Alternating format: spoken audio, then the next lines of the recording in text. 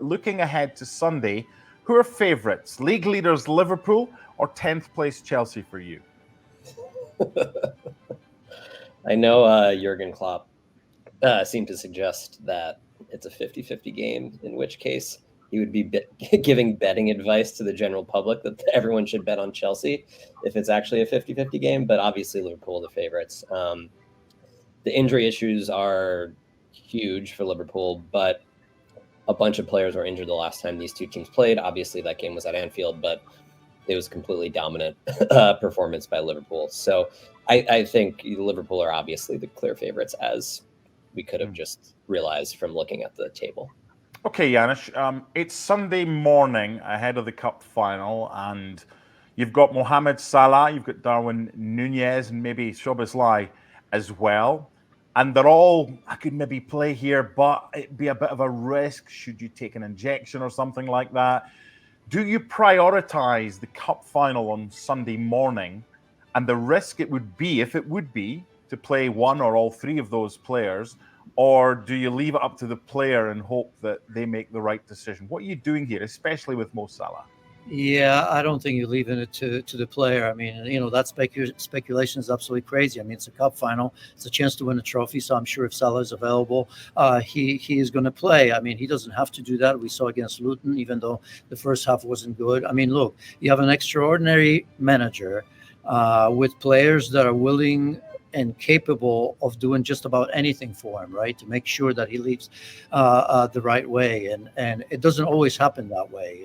But I just think we saw, I think it was with Arendo and many players coming out. I think it doesn't matter who comes out there. I think Liverpool are going to be favorites. I think they're going to be favorites for a number of reasons. I mean, being Wembley, I think, I didn't look player by player, but I think there's a little bit of an experience factor in that in that way. That big pitch, I think, is going to serve Liverpool better. It almost doesn't matter. I think at this stage, if Jurgen Klopp and you saw the reaction of your team without so many players in the second half at home against Luton, right? And improved Luton, by the way, not an easy one to play, which we've seen. I think you're saying to yourself that I could even take a risk and bring some of the big players off the bench. This is how much I trust all these players, and this is how much they'll do it for him. So even with Chelsea looking much better, obviously a very good performance against Manchester City, my goodness, they're up against it. So, Chelsea unbeaten in 3, James, including that draw at City, as Janusz mentioned. Good wins as well in the FA Cup at Aston Villa and against Crystal Palace. But before that, losing at home to Wolves. Which Chelsea do you think you'll see when you go to Wembley for ESPN on Sunday?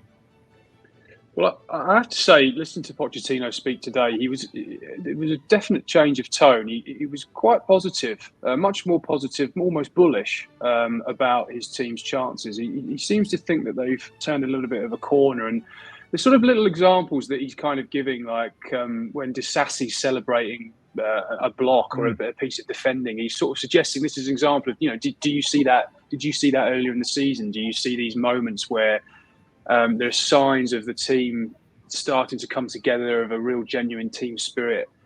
It feels a little early to be saying that. It's not that long ago when they were losing heavily to Liverpool and then getting beaten badly at home by Wolves, and we were thinking, well, hang on a minute, is Pochettino even going to see out the season here? So, they've put 3 good performances together, most obviously and perhaps impressively, although nobody wins easily at Villa these days, but that draw at Manchester City. And there was a sense of momentum starting to build. And the injury picture, in contrast to Liverpool, it is just starting to settle down a bit. And I think there is perhaps now a chance of Pochettino to actually even train with his first choice 11, which I'm not sure he's really had the opportunity to do until now, let alone pick them and actually play them all together at the same time. So I was surprised. He was a little bit more upbeat, a little bit more confident than maybe I thought. And I think he feels it's going to be a completely different game to the game at Anfield. He seems to think that, even though it's 3 weeks, just over 3 weeks since that game, he seems to feel that the progress that his team have made in that time, in terms of being able to come together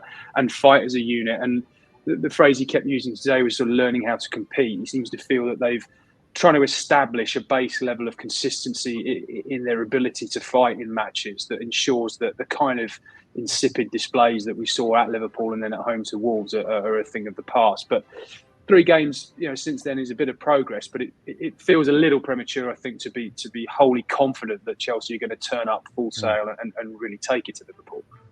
Ryan, the closest Mauricio Pochettino has come to winning silverware in England was against Chelsea when he was Spurs manager in 2015 in the League Cup final. He lost that one narrowly. As James and Janish have alluded to, and you as well, it's less than a month since they were thumped 4-1 at Anfield. So how does all that turn around? How does Pochettino get his first English trophy against Liverpool less than a month after losing 4-1 at Anfield? I mean, I think we saw it against City in a lot of ways. And you look at Chelsea's aggregate performance; they're kind of a heavy possession team. They try to play a lot of through balls, a lot of cutbacks. That hasn't really led to much, as you said, that they're in 10th. Against City, they looked really good at times, sitting deeper and countering. So you would think against Liverpool, it's going to be the same thing, right? Everyone Liverpool plays, other than maybe City and Arsenal, they try to pin them in the final third, press, and keep the ball there. So you'd think that there should be some opportunities for Chelsea to hit Liverpool on the counter like they did with City. It's just, I'm a little skeptical that the City game was really any kind of progress. I know that they got a draw. They give up 31 shots, which good teams don't concede 31 shots, no matter how effective the opponent that they're playing against is. So honestly, I think if they play the same way they played against City, if Liverpool have 31 shots in this game, I don't think it's going to end well for Chelsea. But I think the blueprint for Chelsea is the first half, I would say, against Manchester City. It's funny when you look a bit deeper into a game, you see a scoreline 1-1, but Erling Haaland could easily have had a hat-trick. Some of the ones that he missed were incomprehensible, and that could have been the same scoreline as when Chelsea went to Anfield. Janish, if Mohamed Salah starts, do you still try and find a place in the starting 11 for Harvey Elliott? No, he's going to come off the bench. No, I mean, no chance. I mean, the midfield, I think, picks itself the way we know it with Endo, McAllister, and Gravenberg, who's outstanding. Look, and you guys alluded to it. I mean, remember, for me, that's important as a player, the big pitch, right? I mean, and Ryan is right, the amount of shots. And remember in that game, it was 1-1. I thought the substitutions in the second half were poor with Palmer and Sterling leaving the pitch. And, I mentioned after that game that if the game was 5 minutes longer, City would have won the game anyway, right? I mean, here, if it's 1-1, we're going to go to extra time. And the pressing of Liverpool, I don't know if Chelsea can compete with that for a long period of time. So unless they go ahead and well ahead and catch Liverpool off guard, I just think that keeping up with this team, who not only gets better in the second half, but gets better towards the end of the game, and energy-wise, I think experience-wise, is still ahead of Chelsea. That is an issue for me because transitionally, Chelsea are still poor. And in that game, you could see it. Yes, they caught Manchester City on the counter. They played very, very wide, which I expect that they're going to do the same against Liverpool. And Liverpool will give them those opportunities, not just because of the high line, but because of the commitment there. But I just don't know if this Chelsea team has shown me that they can sustain that for 90 minutes and plus. And that is what it's going to take, regardless of what Liverpool team takes the pitch. And if it's, say, Darwin Núñez and Salah coming off the bench at some point in the second half, that's even worse for Chelsea. Big steps, Ryan, and we'll talk about Chelsea a little bit later, but, far from finished product, although things are looking good. And this is, I don't think this is going to be the game we saw at Anfield between these two teams just a couple of weeks ago. James, we don't have to go back too far to find goalkeeping substitutions before penalty shootouts. I don't think that'll happen this time, but goalkeepers for Chelsea are still on vogue right now. Did Pochettino give anything away when you spoke to him earlier about whether or not it's going to be Petrovic or Sanchez between the pipes? No, he said that 99% knows his team, but he hasn't told the players, so he's not going to tell us first. So we didn't really get too much info on that front. I mean, from speaking to other people, I don't think Robert Sanchez is going to be ready to start the game. I think it probably will be Petrovic, and that just exacerbates, not that I don't think he's a fairly solid goalkeeper, but that does exacerbate your concerns about them defensively, really, because Thiago Silva's touch and go. They're giving him a chance to recover from a groin injury, but I think that's very much 50-50. And it sounds like even if he does play, it would be something of a gamble. Obviously, if he's not there, when you've already not got Reece James, Fofana, obviously a long-term injury, Badiashile, Cucurella, they're weak at the back. And you do look at that Liverpool forward line with Salah back, and presuming that he starts, and I'm pretty sure he will. And it's difficult to see them being able to keep Liverpool out. Then you think about, as the guys have said, they gave up a lot of chances against City, although Nunez is making something of a habit of missing quite a lot of chances, you just sort of can't really see them getting away with just conceding the one goal if they're that porous at the back again. So, yeah, we don't know exactly how they're going to approach it, but I think Klopp is playing, as Pochettino says, a bit of a clever game in trying to play it down. But I mean, Liverpool, I think, are very strong favourites going into this. You'd expect. I think where Pochettino's coming from is he's trying to say that there's a basic level of commitment and desire and hunger to want to do well. Now, that is pretty entry level for an elite level football team, let's be honest. But Chelsea have fallen quite short of that. So I think he feels that there's some progress in terms of their application, but are they just on a individual level and as a collective team performance capable of shutting Liverpool out for 90 minutes and winning the game? Well, theoretically, yes, but you feel like they're up against it at Wembley.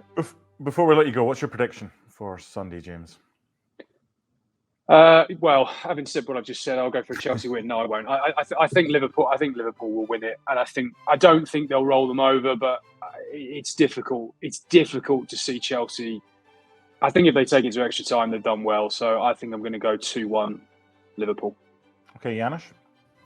Yeah, I just think, again, that story with Klopp is very important. It would have been the same if he was staying on. He has an exceptional way of getting so much out of every player over the years. It's incredible. I can't think of another manager other than Pep that's capable of doing that.